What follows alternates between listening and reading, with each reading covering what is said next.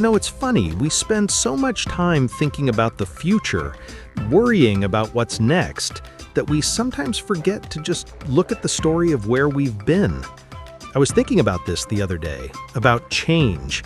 Not the big, dramatic, overnight kind, but the slow, steady kind that happens almost without you noticing.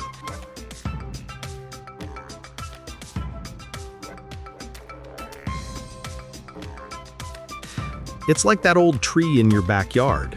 When you see it every day, it doesn't seem to be growing. But then you look at a photo from 10 years ago, and you're just stunned. It was so much smaller. The world is kinda like that tree. It's changing all the time, in a million tiny ways.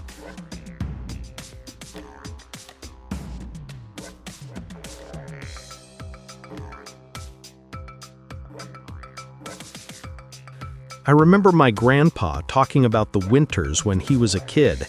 He'd tell these stories about snowdrifts so high they'd cover the fence posts, and how the lake would freeze over so thick you could drive a truck on it. Now, I look out my window in January, and sure, it's cold, but it's a different kind of cold. The snow doesn't stick around for months anymore. The lake hasn't frozen solid in years.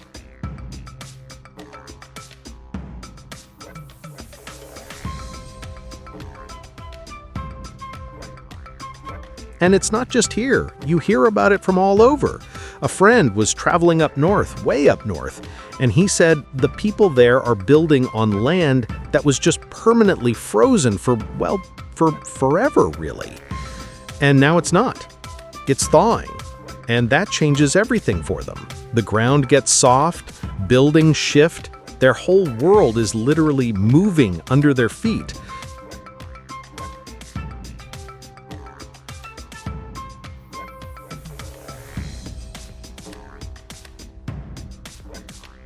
Then you have the other side of it. Friends in big hot cities say the summer is just brutal now. It's not just a heat wave that lasts a week, it's this oppressive heat that sits over the city for months. The nights don't even cool down anymore. You just run from one air-conditioned space to another.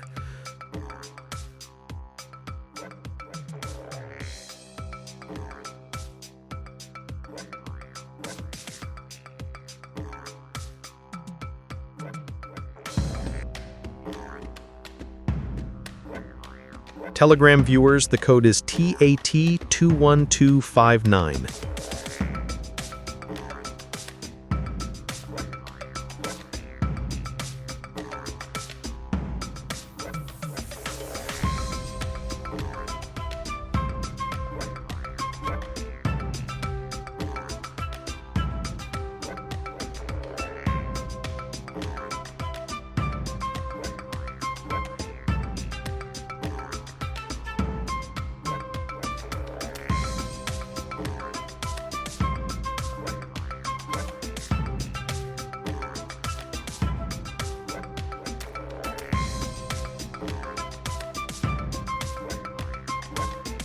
It makes you think, It's not about charts or graphs or politics for a minute.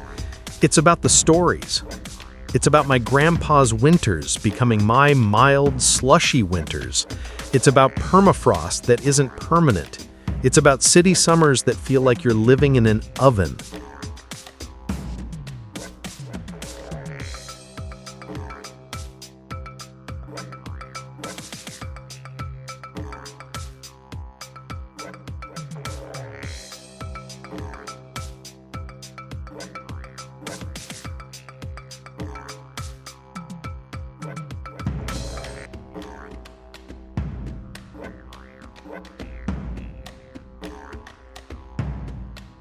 We're all living through this slow, global change. We're all characters in this bigger story, whether we realize it or not.